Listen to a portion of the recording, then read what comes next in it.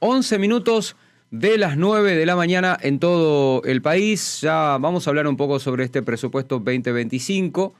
Está en línea con nosotros el licenciado Alejandro Pegoraro, director de la consultora Politicón Chaco.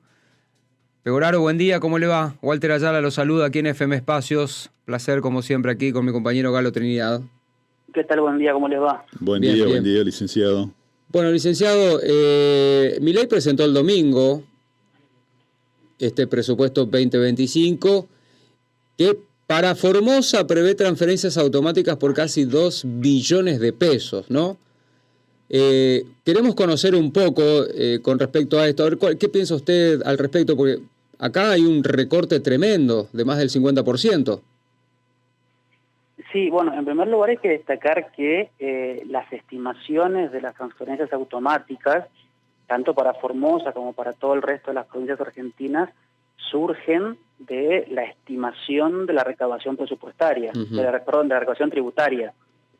Obviamente que como son recursos automáticos, como ustedes bien saben, bueno, cuando se recaudan impuestos, se distribuye automáticamente según la ley vigente de coparticipación, ¿no? Entonces, justamente a partir del hecho de cómo estima el gobierno nacional, o mejor dicho, cuánto estima el gobierno nacional recaudar en concepto de impuestos, eso luego genera justamente la estimación de, bueno, eventualmente cuánto le tocarían a las provincias justamente por recaudación de IVA, de ganancias, bienes personales, etcétera, ¿no?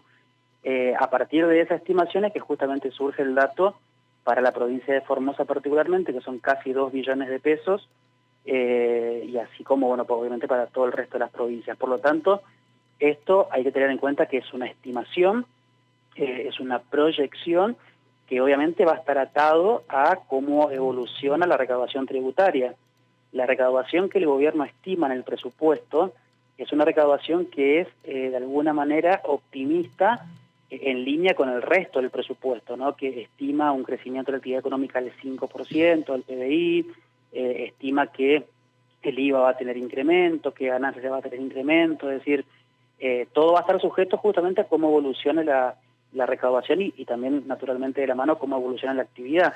Y también, por supuesto, va a depender de cómo evolucione la inflación, porque la pauta de inflación que establece el gobierno en el presupuesto es muy optimista. Estamos hablando del 18% anual, que esto equivaldría más o menos en promedio a tener menos de un punto. De 1,3 mensual, más o menos, cuando vos acumulás te da ese número.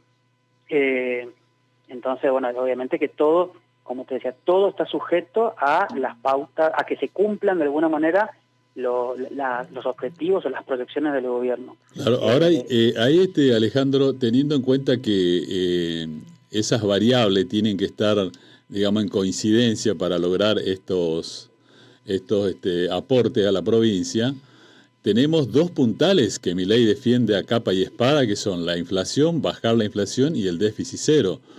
Y teniendo en cuenta la baja recaudación tributaria, porque hay muchos impuestos como el IVA, por ejemplo, que están atados al consumo, eso no lo va a tener, porque si él intenta recaudar algo del IVA, tiene que proponer un consumo, ¿no?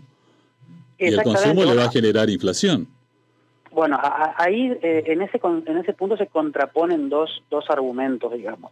En primer lugar es, si vos no lográs una recuperación económica como la previste en tu proyecto de presupuesto, entonces la recaudación por IVA, por ejemplo, puede ser menor a la proyectada, pero al mismo tiempo, si vos tenés una inflación que está por encima de tu proyección, la recaudación de IVA se compensa por mayor inflación, por llamarlo de alguna manera, porque justamente vos pagas más de un producto y naturalmente se paga más de ese impuesto. Entonces, ahí tienen que darse como una congruencia en varios factores que van a terminar, mejor dicho, estableciendo cómo va a terminar desempeñándose la recaudación tributaria y naturalmente cómo van a terminar desempeñándose las transferencias automáticas a las provincias. Entonces tenés muchas variables de dependencia, cómo evoluciona la actividad, cómo evoluciona el consumo, como bien lo decía usted, cómo evoluciona la inflación y demás. En ese sentido, justamente, cuando uno se estima las transferencias a las provincias automáticas, bueno, siempre por lo general están subestimadas. ¿Pero por qué? Porque generalmente la inflación está subestimada. Entonces termina generando que las provincias reciban más dinero, más pesos, pero eso no necesariamente implica que tengan un crecimiento real. ¿Qué es lo que ocurre este año? Este año están recibiendo las provincias en pesos un monto récord, 160.000 millones de pesos recibió Formosa del mes pasado. Ahora, eso no significa que crezca en términos reales, porque en la otra vereda tenés una inflación que sigue estando por encima del 200% anualizada. Digamos, ¿no? ¿Es un presupuesto contradictorio el que, digo, porque por un lado habla de un dólar a 1.200 pesos, prevén, ¿no? Estiman para el año que viene, a fin del 2025. Hablan de un 18% anual de inflación, pero ¿qué hay atrás de todo eso para llegar a eso? Bueno, yo no diría que es contradictorio, yo creo que es inconsistente, que quizás es más grave todavía, digamos. En la Argentina estamos lamentablemente acostumbrados a tener proyectos de presupuesto que no necesariamente se condicen con lo que una gran parte de la población observa hacia adelante. Esto del tipo de cambio es una cuestión, ¿no? Si vos en el proyecto del presupuesto dice claramente el tipo de cambio al que aspiran llegar a diciembre del 2025, que la variación respecto al tipo de cambio de este año sería la misma que la inflación, 18%. Entonces vos ya estás hablando de tener, por ejemplo, pisado el tipo de cambio, cosa que te puede traer problemas con el sector exportador, por ejemplo, ¿no? Con la cuestión del atraso cambiario y demás. Y después, más allá de las inconsistencias de las proyecciones del presupuesto, que hay muchas y podemos hablar largo y tendido sobre esto, creo yo que la cuestión central acá es esta novedad, entre comillas, que introduce el presupuesto, que tiene que ver con la regla fiscal. Es decir, todo lo que está en el presupuesto, absolutamente todas las planillas, cada numerito, cada asignación presupuestaria para un proyecto, una obra o un programa, todo está sujeto a que el gobierno sostenga un superávit financiero.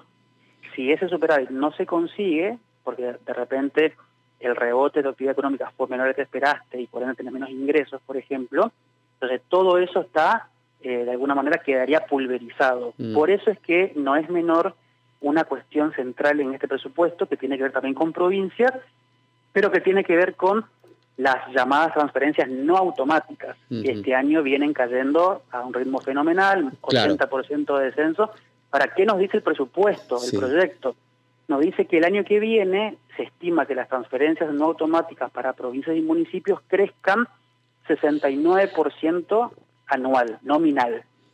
Si vos lo contraponés contra la inflación proyectada y lo contraponés incluso contra la proyección del gasto total del Estado Nacional, es un crecimiento muy importante. O sea, crece casi el doble que el gasto del Estado y crece casi el triple que la inflación. Entonces uno puede decir, Milei está pensando darle más recursos a las provincias por vía no automática, que este año cortó. Sin embargo, hay que tener un paréntesis ahí. ¿Por qué? Porque este concepto, primero, que no está desagregado por provincias. Tranquilamente le puede dar el 80% de todo lo presupuestado a 2 provincias a mí y nada más, primero. Pero en segundo lugar, si justamente se complican las cuentas públicas porque no se da el escenario optimista del gobierno, lo primero que va a recortar es esa asignación presupuestaria para provincias, como ocurre este año. Entonces vamos a estar de vuelta en un escenario muy parecido al de ahora. Sí. Según lo que usted cuenta, ¿no? De acuerdo a esto que más o menos se está hablando sobre la proyección y demás, ¿el escenario para las provincias podría ser peor que el actual? Yo creo que podría ser igual de malo. Es difícil que sea peor, ¿por qué? No porque de repente el gobierno cambie la actitud, sino porque la base comparativa es muy baja. Es decir, vos en este 2024 redujiste casi al mínimo, como decíamos antes, por ejemplo, un 80% de caída en términos reales, no tenés mucho más para cortar. Podés cortar 1 o 2 envíos más, pero ya las transferencias están por el piso. Entonces, para el año que viene, en un escenario negativo, podría estar en un mismo nivel que en el de ahora, lo que no generaría recuperación para la provincia, para nada, pero tampoco generaría mayor pérdida. ¿Y había provincias que puedan estar mejor o peor? ¿Hay alguna que puede llegar a favorecerse o no? Mira, A priori no pareciera que, mejor dicho, no hay información que nos permita pensar que alguna pueda ser beneficiada, salvo un caso particular, que es el de la ciudad de Buenos Aires. ¿Por qué? Ustedes recordarán que Buenos Aires tiene un conflicto judicial con el Estado Nacional por la coparticipación, por el cambio del porcentaje. Bueno, lo que este presupuesto implícitamente está diciendo, a partir de una serie de cálculos que uno va haciendo de diferentes puntos presupuestarios, es que la deuda que tiene la Nación con la ciudad por el arrastre justamente del fallo judicial que no se aplicó nunca, que es justamente subir el porcentaje, la deuda acumulada se va a pagar a través de transferencias no automáticas y no a través del goteo diario de coparticipación. Entonces volvemos a lo que te decía antes, de repente estos 3 billones de pesos serían asignados por el presupuesto para transferencias a provincias y municipios, posiblemente hay una chance de que la mitad de todo ese total sea únicamente para pagarle deuda a la Ciudad de Buenos Aires, que naturalmente recibiría una serie de fondos excedentes que para ellos va a ser muy importante. Con respecto a eso, Alejandro, Jorge Macri ya salió a preocuparse, cuando se terminó la presentación del presupuesto, a preocuparse justamente por ese casi 3% de coparticipación que tiene que aportar desde la orden judicial, ¿no? ¿No cree Jorge Macri que le den ese? Porque ya no se lo dieron cuando había superávit y ahora con estos recortes que está haciendo, menos aún, ¿no? Claro, el planteo de Macri lo que tiene que ver es que cuando uno analiza esto que hablábamos al principio de la estimación de las transferencias automáticas, ahí lo que se observa claramente es que la Nación no incorporó para el año que viene la actualización de ese porcentaje de coparticipación. Es decir, que lo que le está diciendo la ciudad es, mira, por goteo diario, como se hace en todas las provincias, no vas a recibir el incremento de porcentaje por coparticipación. Se va a quedar estancado en el 1,4 que es ahora, y no en ese 2,9 que ordenó la Corte Suprema. Entonces, el excedente ese, primero por la deuda atrasada en la diferencia de ambos porcentajes, y así vas a ir acumulando deuda, justamente por decisión judicial, todo esa deuda que vos acumulás por esa diferencia se va a ir pagando con fondos del Tesoro en detrimento del resto de las provincias, porque va a haber un fondo que es para provincias y municipios, que que les comentaba antes, pero una gran masa de esos fondos va a ir justamente a pagar la deuda a la Ciudad de Buenos Aires. O sea que no es en vano lo que sucedió el día de ayer de la reunión de manera urgente de Francos con Caputo y todos los gobernadores, sobre todo aquellos que son los dialoguistas de Juntos por el Cambio y demás, porque acá lo que pretende es meter un ajuste tremendo el gobierno nacional a las provincias y obviamente seguir continuando con profundizando este ajuste que viene llevando adelante el gobierno, que no lo va a hacer a ellos directamente, sino ahora va a ser un ahogo para las provincias. Y sí, ese escenario se va a seguir dando, sobre todo no únicamente con el recorte de fondos que ya se observa este año y que se profundiza el año que viene, ¿no? Porque no hay muy pocos recursos para obra pública, no vuelven programas como el FONIC, por ejemplo, las transferencias para las cajas jubilatorias siguen estando estancadas, y el presupuesto dice que están condicionadas a un convenio con la ANSES y demás. Todo eso se sostiene, es decir, los problemas de hoy se mantienen de mínima y en algunos casos se profundizan. Ahora, el otro problema es que en el presupuesto mismo, o mejor dicho, en el mensaje de elevación del presupuesto, el gobierno lo que hace es estimar cómo debería ser el comportamiento fiscal de las provincias el año que viene. Entonces lo que muestran las planillas es, mira, las provincias van a tener una mejora en los ingresos. ¿Por qué? No porque la Nación le dé más dinero, sino porque a partir del supuesto de una mejora en la recaudación tributaria, por mejora en la actividad económica, las provincias por vía automática van a recibir más fondos y van a estar un poquito mejor que este año. Pero lo que le dice es, en criollo, digamos, el metamensaje del presupuesto es, vas a tener un poquito más de ingresos. Ahora, vos no aumentes el gasto. Ahí está. Es decir, claro. Tu gasto tiene que quedar como mínimo estancado ahora, más. Y si podés bajarlo todavía más, seguís bajándolo. Es mucho mejor. Exactamente. Claro. Ahora, yo a los gobernadores. Le quiero un puntito más, pues sé que nos vamos a extender un poco. ¿Qué va a pasar con los monotributistas? Esa es una gran cuestión. A ver, ¿qué va a pasar? Van a seguir sufriendo un poco lo que ya se sufre hoy, que a partir justamente de los últimos incrementos en las escalas y en los valores de la cuota, va a haber incrementos muy importantes. Hay que ver de qué manera el gobierno nacional, la AFIP particularmente, establece las recategorizaciones y las actualizaciones que haya en el transcurso del 2025, pero ya de entrada hay un dato que no es menor.